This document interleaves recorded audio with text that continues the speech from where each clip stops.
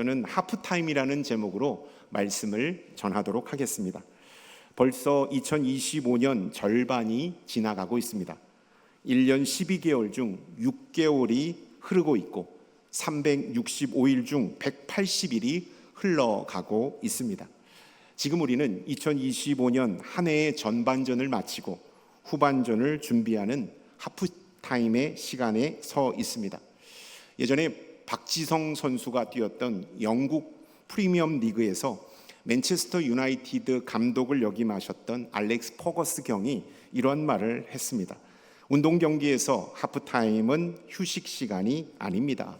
선수들에게 두 번째 기회를 주는 시간입니다 라고 말했습니다. 여러분, 그렇습니다. 하프타임은 쉬는 시간이 아님을 우리는 명심해야 합니다. 지금까지의 흐름을 점검하는 시간, 남은 시간을 어떻게 운용할지를 재정비하는 결정적인 전환점이 바로 하프타임이라는 사실을 우리는 알아야 하는 것이죠. 전반전에 실수를 했더라도, 전략이 흔들렸더라도 하프타임을 어떻게 보내느냐에 따라 경기의 흐름이 바뀔 수 있기 때문입니다.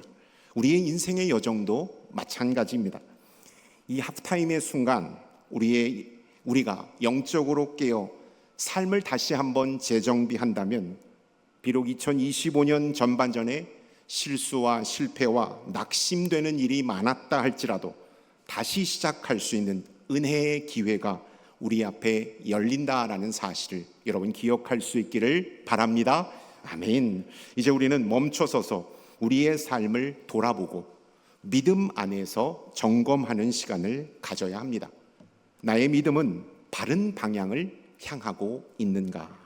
나의 목표는 주님을 표대로 향하고 있는지를 점검해야 합니다. 그리고 무엇보다도 중요한 사실은 후반전의 주인이 누구이신지를 분명히 아는 것이 중요합니다. 후반전의 주인공, 우리 인생의 주인공은 예수 그리스도이시라는 사실을 믿고 우리가 주님을 의지하여 나아가야 하는 것이죠. 그분이 우리의 삶을 이끄시며 우리를 다시 달리게 하실 것이다라는 믿음을 가지고 나아가야 하는 것입니다.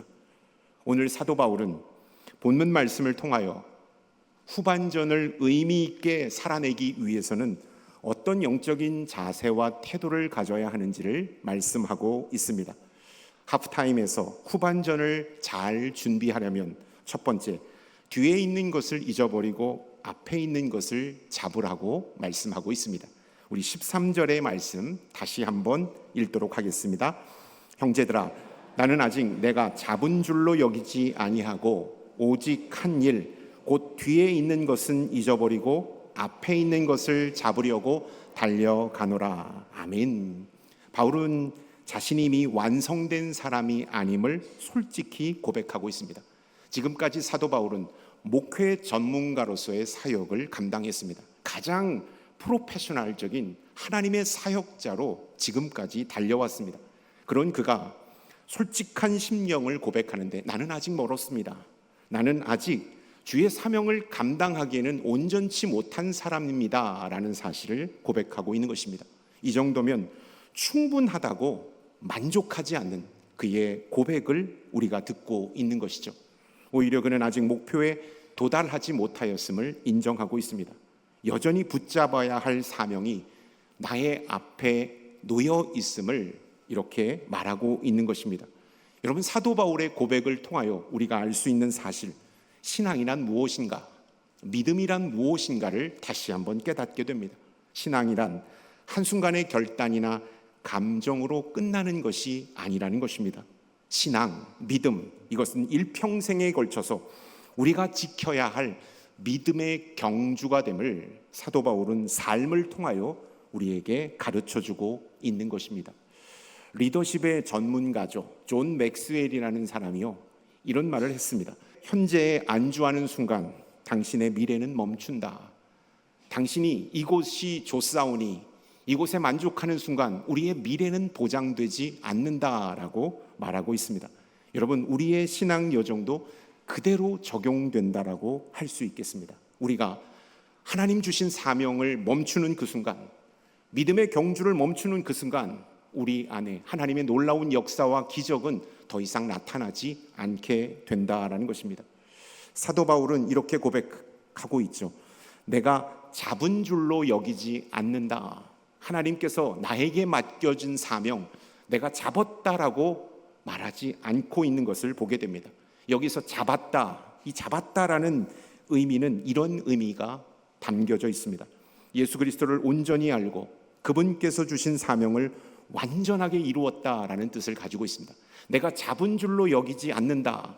내가 그토록 주의 사명과 복음을 위하여 힘썼지만 나는 예수 그리스도를 온전히 알지 못했습니다.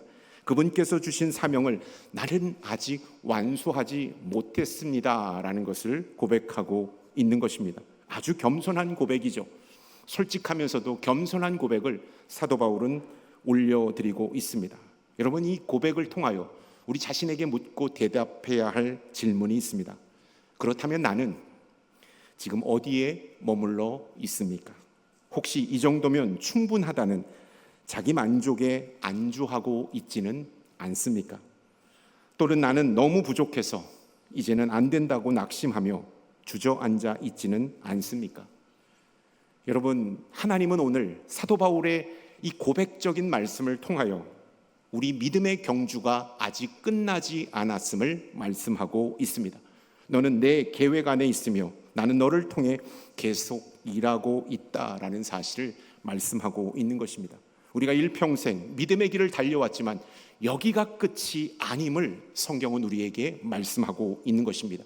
아직 하나님의 계획은 남아 있다라는 것입니다. 나를 통하여 이루실 하나님의 뜻, 하나님의 사명은 남아 있다라고 말씀하고 있는 것입니다. 따라서 우리는 자신의 신앙 상태, 하프타임을 맞은 이때 우리의 신앙 상태를 점검해야 합니다. 어떤 것을 점검해야 할까요? 마음이 정체되어 있지는 않은지, 과거의 성공이나 실패에 머무르지 않고 앞으로 나아가고 있는지를 돌아보아야 하는 것입니다. 여러분, 사도 바울의 인생처럼 우리의 인생 또한 마지막까지 주님 부르시는 그날까지 사명을 위하여 불태우고 주님께서 우리에게 맡겨주신 믿음의 경주에 힘써야 한다라는 것입니다.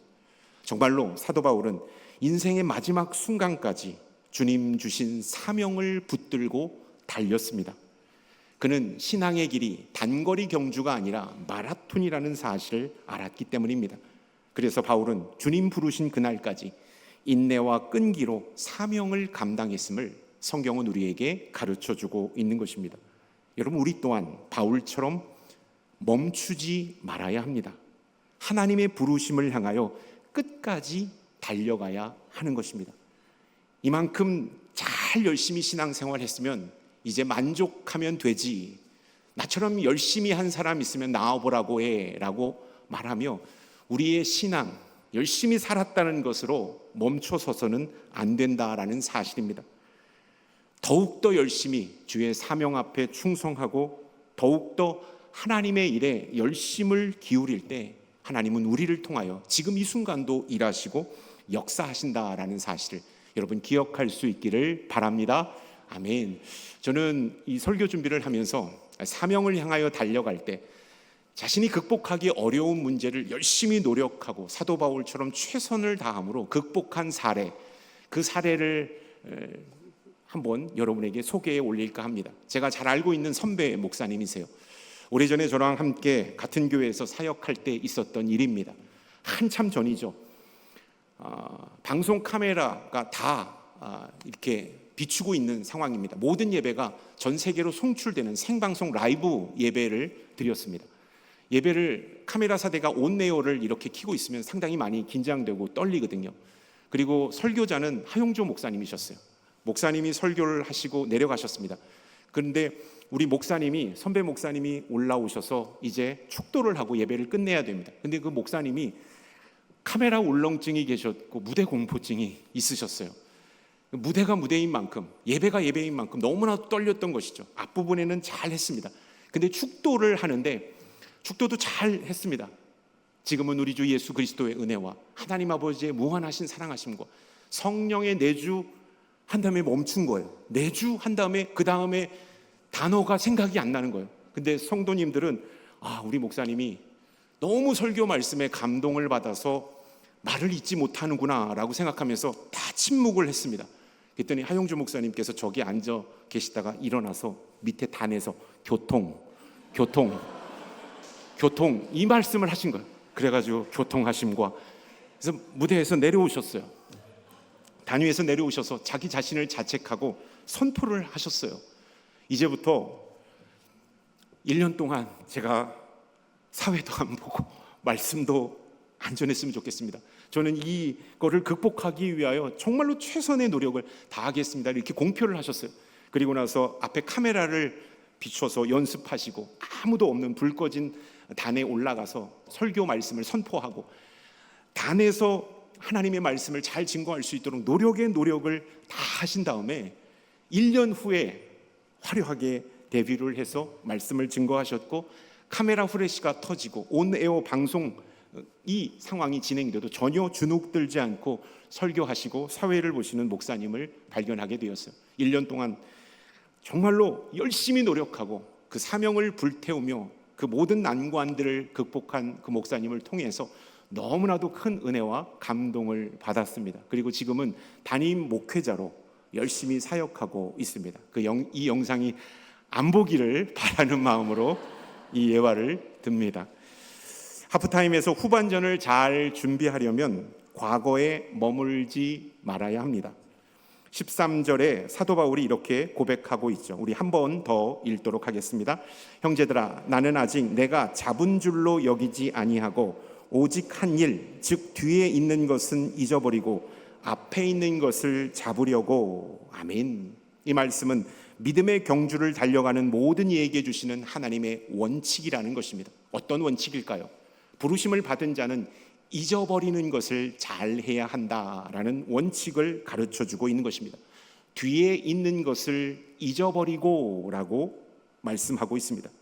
여러분, 부르심을 입은 자들은 잊어버리는 것이 중요합니다. 과거의 화려한 이력, 목회적인 성공, 실패, 낙담, 이 모든 것을 잃어버려야 하나님의 부르심 앞에 오늘 충성할 수 있기 때문입니다. 여기서 잊어버린다라는 단어의 원어적 의미는 의식적으로 등을 돌리고 더 이상 그것에 마음을 두지 않겠다는 결단을 의미하고 있습니다. 더 이상 그것에 마음을 두지 않겠다라는 것을 잊는다라는 표현으로 말씀하고 있는 것이죠. 바울은 자신의 과거를 없던 일로 지워버린 것이 아닙니다. 그 과거가 자신의 현재와 미래를 지배하지 않도록 그는 잃어버리는 것을 선택했습니다.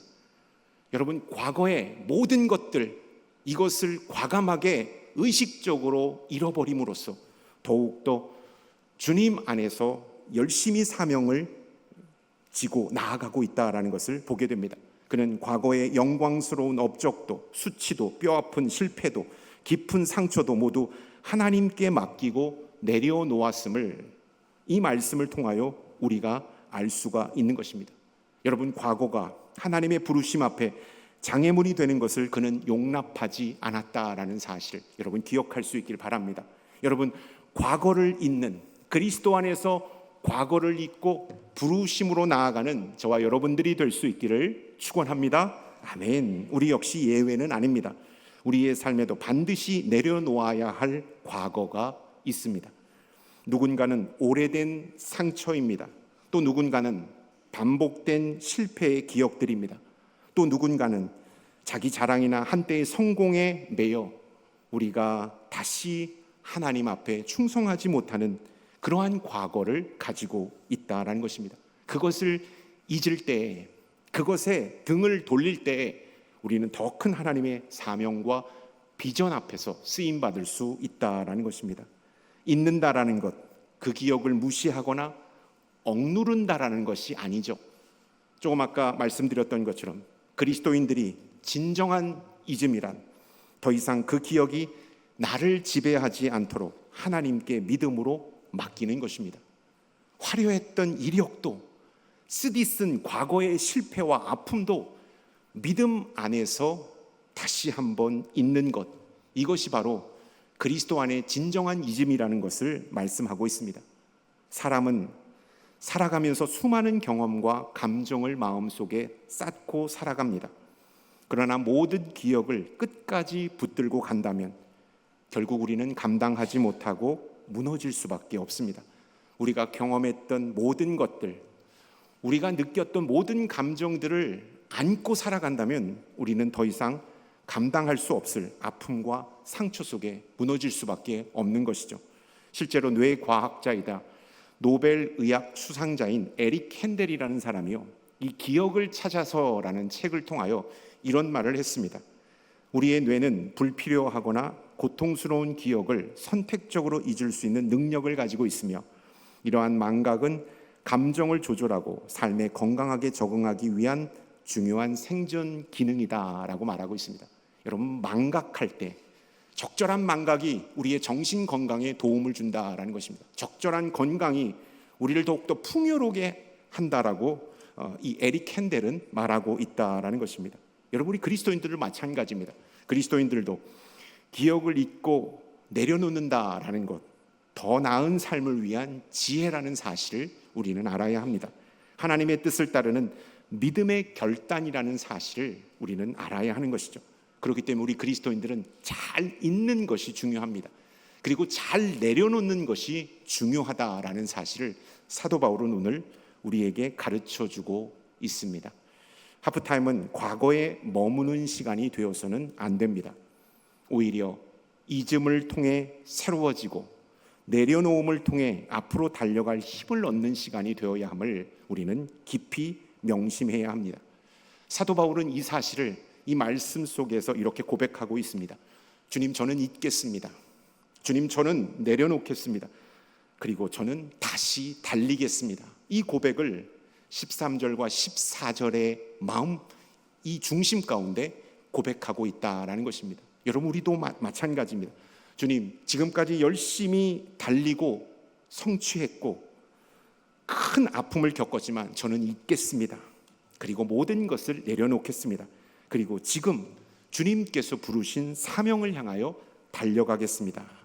여러분, 이 결단과 고백이 저와 여러분들 가운데 있기를 축원합니다. 아멘. 하나님은 과거에 머무시는 분이 아니십니다. 미래를 통해 역사하시는 분이 살아계신 우리 아버지 하나님이십니다. 그분은 여러분의 하프타임을 사용하셔서 인생의 후반전을 새롭게 이끌어 나가길 원하십니다. 전반전에 있었던 모든 안 좋았던 것 다 잊어버리고 여러분 예수 그리스도께 여러분의 후반전을 내어 맡길 수 있기를 바랍니다. 아멘. 지금 여러분의 마음속에 무엇이 여전히 자리 잡고 있습니까? 지나간 잘못에 대한 후회입니까? 누구 말에 받은 상처입니까? 외면당한 기억입니까? 아직 끝나지 않은 부정적인 감정입니까? 혹은 스스로 해냈다고 여기는 작은 성공과 과거의 영광이 여러분의 발목을 붙잡고 있습니까? 하나님은 오늘 사도 바울의 말씀을 통하여 우리에게 말씀하고 있습니다. 그것을 잊어라. 내가 너를 부른 것은 과거가 아니라 미래라고 말씀하고 있습니다. 여러분, 믿음이란 과거를 붙들며 살아가는 것이 아님을 우리는 기억해야 합니다. 믿음이란 하나님이 예비하신 미래를 바라보며 오늘을 살아가는 것입니다. 과거를 묵상하는 것이 믿음이 아닙니다. 하나님 미래를 바라보며 오늘을 살아가는 것이 믿음이라는 것이죠. 여러분, 우리가 과거에 꼭 기억해야 될 것은 우리를 인도하시고 우리를 구원하신 하나님만을 기억하는 것입니다. 그리고 과거를 잊어버리는 것입니다. 그리고 예비하신 미래를 바라보며 하나님 앞에 나아가는 것이 바로 믿음임을 우리는 기억해야 합니다. 이사야 43장 18절 19절은 이 사실을 우리에게 분명하게 말씀하고 있습니다. 우리 함께 읽겠습니다. 너희는 이전 일을 기억하지 말며 옛날 일을 생각하지 말라. 보라, 내가 새 일을 행하리니 이제 나타낼 것이라. 아멘. 이제는 뒤를 돌아보지 마십시오. 하나님이 준비하신 새 일이 바로 지금 여러분 앞에 펼쳐지고 있습니다. 마지막 세 번째, 부르심을 향하여 달려가라고 사도 바울은 우리에게 말씀하고 있습니다. 14절의 말씀을 함께 읽겠습니다. 표대를 향하여 그리스도 예수 안에서 하나님이 위에서 부르신 부름의 상을 위하여 달려가노라. 아멘. 사도 바울의 삶은 철저히 부르심에 응답하는 삶이었다라는 것을 가르쳐주고 있습니다. 여러분, 그래서 그는 부르심에 응답하는 삶이었기 때문에, 그래서 그는 자신의 사역을 다른 사람과 비교하지 않았습니다. 사람들의 평가와 시선에도 흔들리지 않았습니다. 오직 예수 그리스도만을 바라보았습니다. 나를 부르신 예수 그리스도만을 바라보며 그분께서 나에게 맡겨주신 사명에만 집중했음을 서신서의 말씀은 우리에게 가르쳐주고 있는 것입니다. 여러분, 바울에게 있어서 사역이란 어떤 의미로 다가왔을까요? 고된 일로 다가왔을까요? 아니면 해야 하지만 하기 버거운 스트레스로 다가왔을까요? 바울에게 있어서 주님께서 맡겨주신 사역은 하나님의 은혜에 대한 깊은 응답이자 그의 삶 전체를 온전히 올려드리는 헌신으로 다가왔다라는 사실을 성경은 우리에게 말씀하고 있습니다.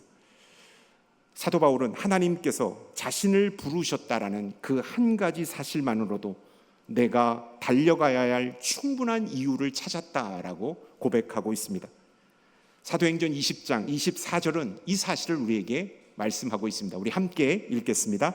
내가 달려갈 길과 주 예수께 받은 사명 곧 하나님의 은혜의 복음을 증거하는 일을 마치려 하면은 나의 생명조차 조금도 귀한 것으로 여기지 아니하노라. 아멘.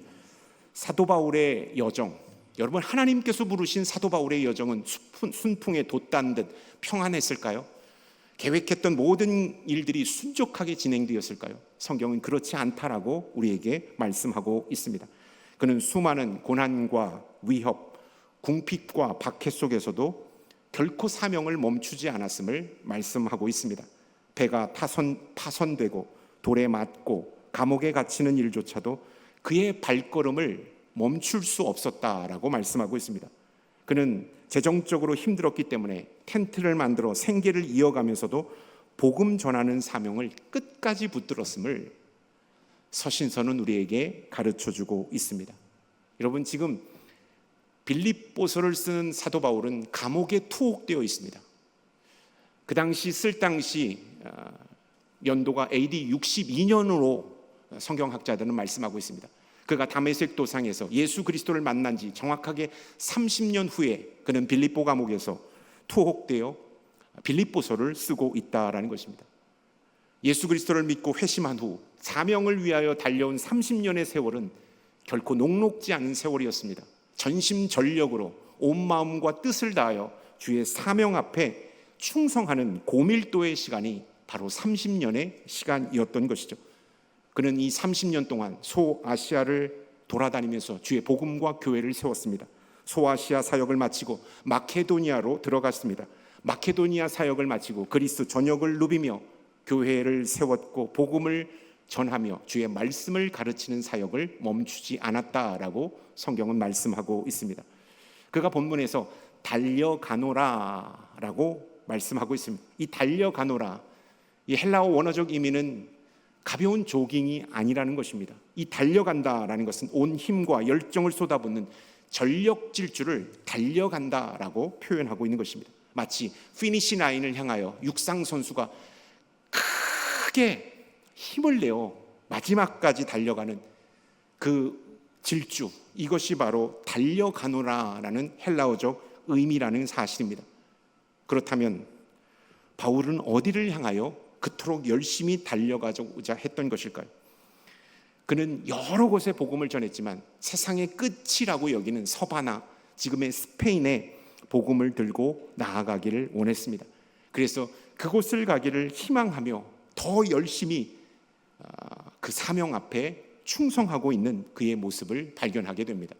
저는 이 빌립보서 3장 13절과 14절의 말씀을 통해서 사도 바울의 마음이 어땠을까라고 상상해 보며 설교를 작성하는데 이러한 마음이 있었습니다. 사도 바울 안에는 더 잘하고 싶다, 주의 사명을 더 잘하고 싶다라는 그 열정과 마음이 있었을 것입니다. 더 헌신하고 싶다, 지금까지 열심을 다했지만 더 열심히 주의 사명 앞에 헌신하고 싶은 마음이 그의 마음 가운데 있었습니다. 그리고 주님을 더 닮고 싶다라는 강렬한 열망, 그 갈망이 있었음을 이 말씀을 준비하면서 깨닫게 되었습니다. 하나님 앞에 왜 그는 그토록 더 잘 섬기고 싶었을까요? 더 헌신하고 싶었을까요? 그리고 주님을 더 닮고 싶었을까요? 왜냐하면 그가 맡은 사명, 그것은 하나님께 드릴 가장 진실한 예배였고 받은 은혜에 대한 온전한 응답이었기 때문입니다. 받은 은혜가 컸고 하나님께서 주신 놀라운 능력이 컸기 때문에 그는 더욱더 뜨거운 예배와 헌신으로 주의 사명을 감당하기를 원했던 것입니다. 그래서 최선을 다하여 최고의 주님께 열정을 내었다라는 사실입니다. 그렇다면 오늘 살아가는 우리는 어디를 향하여 달려가고 있습니까? 우리의 마음 속에는 바울과 같은 열정이 살아 있습니까? 더 잘 섬기고 싶고 더 많이 주님께 드리고 싶고 더 뜨겁게 주님을 따르고자 하는 갈망이 우리 안에 있습니까? 2025년 하프타임을 맞이한 지금 우리는 바울의 그 열정, 그 갈망을 우리의 가슴 깊이 새겨야 할 때라고 저는 여러분에게 말씀드리고 싶습니다. 이 하프타임의 시간, 단지 내가 상반기 열심히 살았지라고 만족하고 후반기에도 그냥 그럭저럭 흘러가겠지라고 여러분 장밋빛 예견을 쏟아놓는 시간이 바로 하프타임이 되어서는 안 됩니다. 우리가 달려온 길을 돌아보는 시간이 바로 지금 하프타임의 시간이 되어야 합니다. 그리고 다시 한번 방향을 재정비하는 시간이 이 시간이 되어야 합니다. 남은 후반전을 준비해야 할 결정적 시간이 바로 지금 우리가 맞이하고 있는 하프타임이라는 사실을 우리는 기억해야 합니다. 그리고 우리 자신에게 진지하게 물어보아야 합니다. 나는 무엇을 내려놓아야 하는가? 나는 무엇에 집중해야 하는가? 나는 하나님의 부르심을 향해 어떻게 다시 열심히 달릴 것인가? 여러분, 이 고백에 믿음으로 응답하는 저와 여러분들이 될 수 있기를 주님의 이름으로 축원합니다. 아멘. 저도 설교를 준비하면서 하프타임을 맞아 제 삶을 다시 한번 점검하게 되었습니다. 주님을 향한 믿음을 다시 한번 점검받게 되었습니다. 바울처럼 제 자신도 제 안에 더 교회를 잘 섬길 수 있는 갈망이 있다라는 사실을 발견하게 되었습니다. 성도님들에게 은혜를 줄 수 있는 목회자가 되고 싶은 강렬한 마음이 제 안에 있음을 다시 한번 바라볼 수 있게 되었습니다. 어떻게 하면 우리 교회가 행복하고 사랑이 넘치는 교회가 될 수 있을지를 몸부림치고 최선을 다하여 섬기고자 하는 그 마음이 제 안에 있음을 발견하게 되었습니다. 그리고 그것을 위하여 기도하고 고민하고 있는 제 자신을 발견할 수 있었습니다. 저에게 2025년 후반전은 매우 중요하고 특별한 시간으로 다가오고 있습니다. 저는 이 하프타임을 의미 있게 보내서 2025년 우리 교회가 더욱더 하나님 보시기에 아름다운 교회로 나아갈 수 있기를 최선을 다할 예정입니다. 먼저 주님께서 이 하프타임의 시간 저에게 여러 가지 마음을 주셨습니다. 첫 번째, 올 한 해 우리 교회에 주신 비전, 예수님과 동행하는 그리스도인이라는 비전, 이 비전을 성도님들에게 실제 삶 속에서 열매 맺게 하기 위하여 제가 말씀을 통하여, 목양을 통하여, 비전을 통하여 각각 우리 성도님들이 예수님과 동행하는 그리스도인이라는 그 열매를 맺게 하기 위하여 최선을 다해야 한다라는 그 마음을 갖게 되었습니다. 그래서 저는 열심히 이 비전이 여러분의 삶 속에서 거룩하게 열매 맺기를 가르치고 전파하며 목양하는 데 힘쓸 예정입니다. 또 저는 연초에 중보기도 카드를 성도님들로부터 받았습니다. 많은 분들이 삶의 갈급한 기도 제목을 올려주셨습니다. 저는 한 분 한 분 하루에 3장씩 꼬박꼬박 기도하고 있습니다. 그리고 그것이 4번째 반복되고 있습니다. 하반기에는 그분들에게 찾아뵙고 기도가 어떻게 진행되고 있는지, 제가 업그레이드해야 할 기도 제목은 없는지, 하나님께서 여러분의 삶을 어떻게 역사하셨는지를 구체적으로 듣고 만남의 시간을 가지려는 목양 계획을 세웠습니다. 그렇게 하반기를 맞이하기를 원합니다. 상반기 저는 교구 목사님과 구역장님들과 함께 지친 성도님들, 아프신 성도님들, 위로가 필요한 성도님들, 요양 중인 성도님들을 찾아가 신방하는 일을 섬겼습니다. 하반기에도 역시 저는 지치고 어려운 성도님들을 구역장님과 또 교구 목사님과 찾아가 그들의 아픈 손을 잡아주며 흐르는 눈물을 닦아주고 함께 울며 믿음의 길을 다시 한번 달려가자고 말씀하고 권면할 예정에 있습니다. 그리고 이 가정에 하나님의 은혜를 달라고 예배드리는 그러한 사역을 감당하기를 소망합니다. 또 하반기에는 2기 1:1 제자 양육을 지금 진행하고 있습니다. 제가 어제도 5시간 동안 1:1 제자 양육 강의를 하고 나눔을 가졌습니다. 18명의 2기 수강생들이 얼마나 영적으로 갈망하며 그 수업에 참여하고 있는지 모릅니다. 5시간 강의했지만 지치지 않더라고요.